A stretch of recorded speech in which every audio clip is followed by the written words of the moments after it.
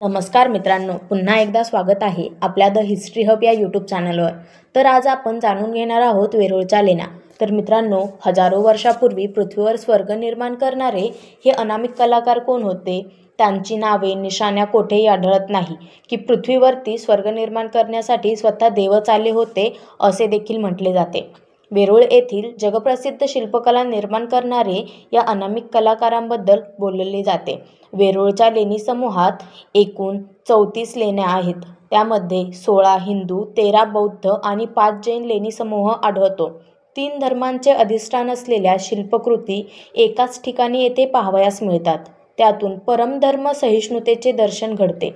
UNESCO या जागतिक संघटनेने जाहीर केलेल्या जागतिक वारसा यादीत भारतातील ज्या मानवनिर्मित वारसा वस्तू शिल्पकलेचा समावेश झाला आहे त्यातील छत्रपती संभाजीनगरजवळील वेरूळ येथील लेणी समूह म्हणजेच पृथ्वीवर अवतरलेला जणू स्वर्गच आहे. छत्रपती संभाजीनगरपासून सुमारे 28 किलोमीटर अंतरावर हा शिल्पखजिना आहे. देशातील बहुतेक लेण्यांचे खोदकाम हे पहाडांच्या मध्यभागी झालेले आढळते. मात्र वेरूळची लेणी समूह सलग एकाच खडकातून तयार करण्यात आला आहे. इतकेच नव्हे तर या लेण्यांचे खोदकाम आधी कळस मग पाया या वचनांनुसार पहाडाच्या शिखरापासून प्रारंभ करून पायथ्यापर्यंत येते हे अलौकिक शिल्प साकारण्यात आले आहे. या लेण्यांमधील कैलास लेणी मंदिर म्हणजे एकसंध खडकातून निर्माण केलेले अजरामर अलौकिक शिल्पकला आहे. 29 मीटर उंच, 50 मीटर लांब आणि 33 मीटर रुंद असे कैलास लेण्यांचे आकारमान आहे. शिवाचे निवासस्थान म्हणून या लेण्यांना कैलास लेणी असे म्हटले जाते. हजारो वर्षापूर्वी हातात फक्त छन्नी आणि हातोडा घेऊन अज्ञात कलाकारांनी हे शिल्प निर्माण करून हिंदू संस्कृतीचा ध्वज जगभर फडकवत ठेवला आहे.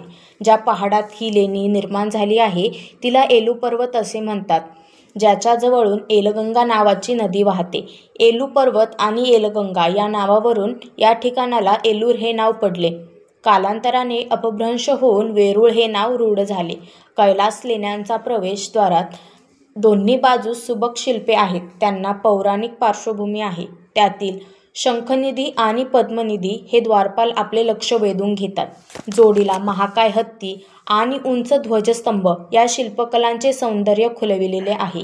एकाच प्रस्तरातून निर्माण झालेली ही लेणी आज कैलास लेणी इसवी सन 8व्या शतकाच्या उत्तरार्धात राजा कृष्णराज यांच्या औंधर्य प्रोत्साहनाने निर्माण झालेली आहे. कैलास लेणी ही प्रारंभी माणिकेश्वर या नावाने प्रचलित होती.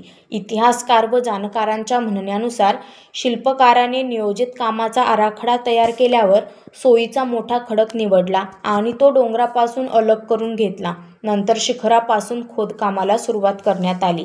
या काळच्या प्रचलित पद्धतीनुसार ही लेणी म्हणजे मंदिर बांधकाम नव्हेच तर शिल्पकलेने कोरीव कामातून साकारलेले ते शिल्पच आहे.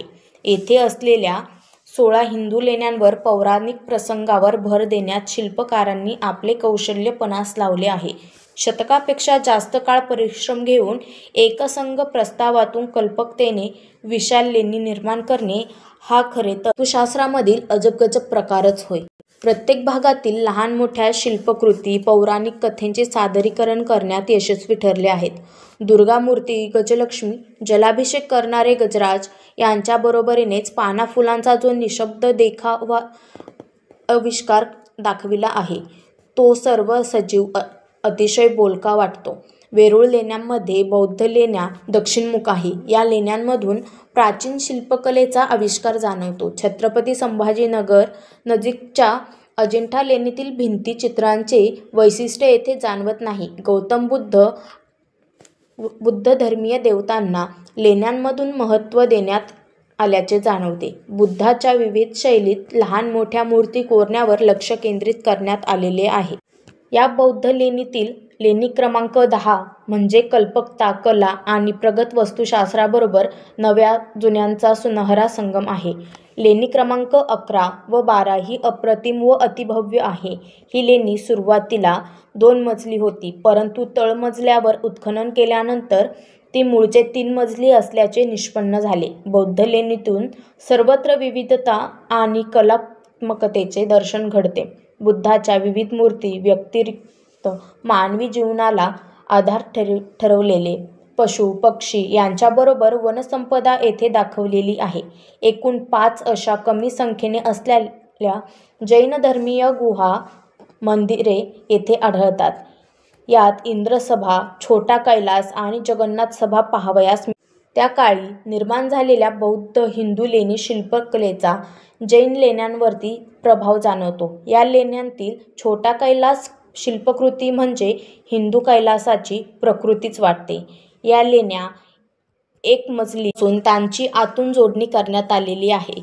विशाल आकाराचा हत्ती आणि कलापूर्ण स्तंभासह सूक्ष्म कलाकृती, कुसर, आकर्षक तोरणे हे जैनांचे वैभव साक्षीदार ठरले आहे. 23 तीर्थकार पार्श्वनाथांची मूर्ती येथे आहे. याशिवाय इंद्रकोमटेश्वर यांची शिल्पे येथे पाहायला मिळतात. धर्मअभिमानी आक्रमकांनी साम्राज्य विस्ताराच्या असुरी हव्यासापोटी उन्मादात येथील काही मूर्ती शिल्पकलेचा केलेला विध्वंस बघितल्यावर त्यांच्यातील अरसिकता, असंस्कृतपणेचे दर्शन घडते. तेव्हा ही कलाकृती निर्माण करणाऱ्या त्या अज्ञात शिल्पकारांची क्षमा मागून देखील आपले मन खिन्नच राहते. आपल्याला हा व्हिडिओ कसा वाटला ते खालील कमेंट बॉक्समध्ये जरूर लिहा आणि व्हिडिओ आवडला असल्यास चॅनलला सबस्क्राईब करायला विसरू नका.